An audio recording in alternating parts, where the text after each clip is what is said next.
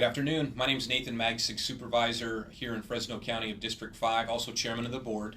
Here with me is Supervisor Steve Brandow, a representative from District 2, and we wanted to update you a little bit on our Board of Supervisors meeting today. We had a great presentation from our elections clerk, James Coos, who talked about certification of the primary results. We did have an election on March the 5th, and turnout was relatively low. I think it was just a little bit above 30%, and he talked about that a little bit. Over 150,000 ballots were cast. So what was most shocking to you with some of the information that James Coos provided to us today, Steve? You know, he did a great overview. His department's been very busy because they also had a March 19th special election, right? Which not everybody had a ballot for, but a good chunk of you did. And we talked about that in a previous video. But for me, they have the public come in, citizens come in, and they get to choose a sample of all the ballots. And so the public chooses a sample, and then they review that sample for errors. And there were 0 errors in these samples. One of them was 6% of mail-in ballots and 5% of in-person ballots. I might have got that backwards, but it's essentially a pretty decent sample, all chosen by the public and no errors. So I thought that was pretty interesting. You know, a lot of people think that, 50% of these ballots are all errors and fraudulent. And so we test ours here in Fresno County. Of course, I do think that's a state mandate. But here we let the public choose the ballot. So, they get a chance to have some hands-on understanding of how that works, and 0 errors in that sample. So I thought that was very interesting. State law requires a 1% canvass of the ballots, but one of the things that James Coos did, because we had lower voter turnout, he wanted to increase that sample size. So again, like you say, with people who submitted the mail-in ballots, I think those were at 5%. People who voted on election day was around 6 or 6.5% of ballots were canvassed, just to make sure that how the machine recorded votes did match when individuals went back through, person by person, reevaluating all those ballots.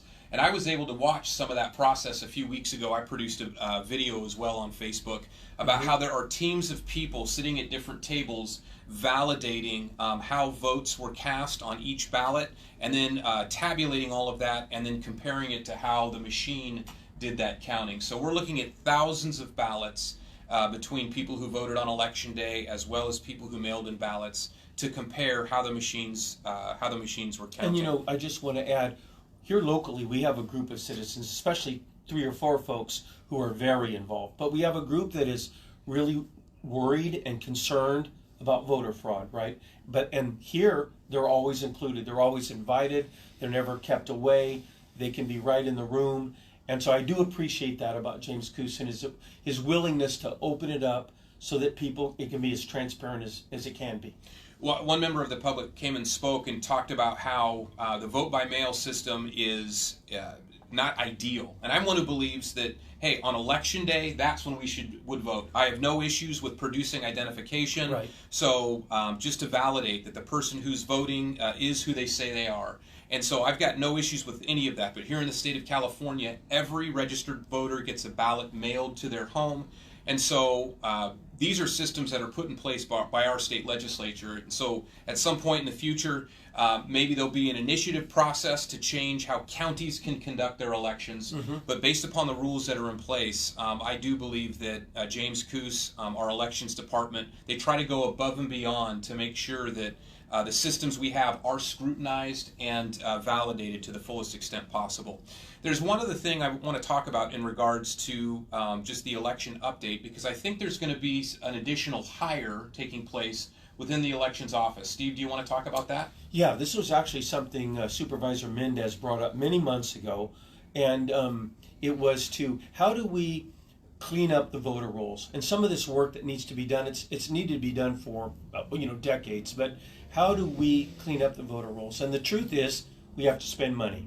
We have to spend money to hire a person to oversee that and make sure it gets done. So what James has asked us to do is let him get through these elections, which we now are. We certified him today.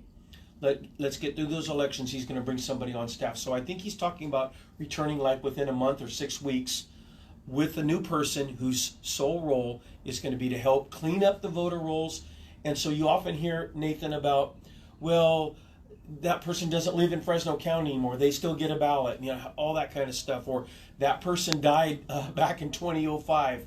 And so there are still some of those things on the voter rolls, but we're going to spend some money in Fresno County to clean those up, and looking forward to that. I can tell you what's challenging is every day the voter rolls change because people move. Some people turn 18 every day and register to vote, and you have individuals who unfortunately pass away. And you would think, well, I mean, someone should be able to keep tabs, but you have to remember in Fresno County there's about 500,000 registered voters, and that number fluctuates day to day. And so our goal is to make sure that our rolls are as tight and clean as possible, and so this person's going to be doing just that, is focusing in to make sure that people who shouldn't be on our rolls are taken off.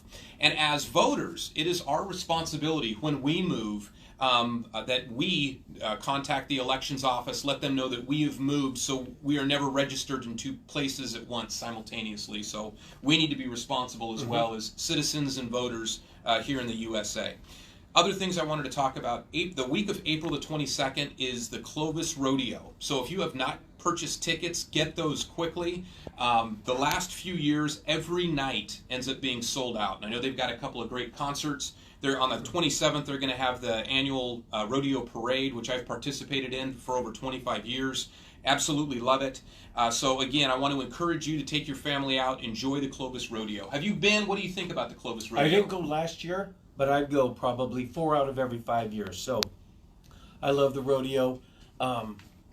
I cannot mention all the fun I've had at the Clovis Rodeo. Well, I'll tell you this. I know this past weekend we had Big Hat Days. Steve has a very nice cowboy hat. So I was looking at it with that hat going, wow, do you have, what else do you have? I'm sure you got boots with spurs on them. Who knows what's going to happen. So come on out to the Clovis Rodeo, see Supervisor Brandow with a cowboy hat. And finally, last night was the California Restaurant Association annual gala. And there were restaurants from all over the Central Valley that were being recognized.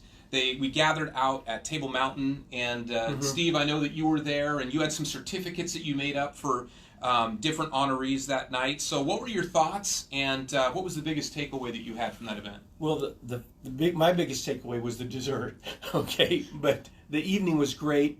A lot of different categories, right? All the way from fast food to fine dining. And every year they honor different people in different categories. It's kind of like the Academy Awards, where the winners don't know that they're the winner. They'll read off 4 or 5 different potential winners, and then they tell us who the winner was. So it's kind of fun, exciting. Everybody's clapping. I enjoyed the night, but I wanted to say, really, that industry has been hit so hard in recent years. Most recently with the minimum wage increase, and it's a very tough industry, and we see a lot of people can't make it. But I am glad that we went out last night to honor those folks. Supervisor Quintero was also there, and we wanted to honor them for all of that hard work.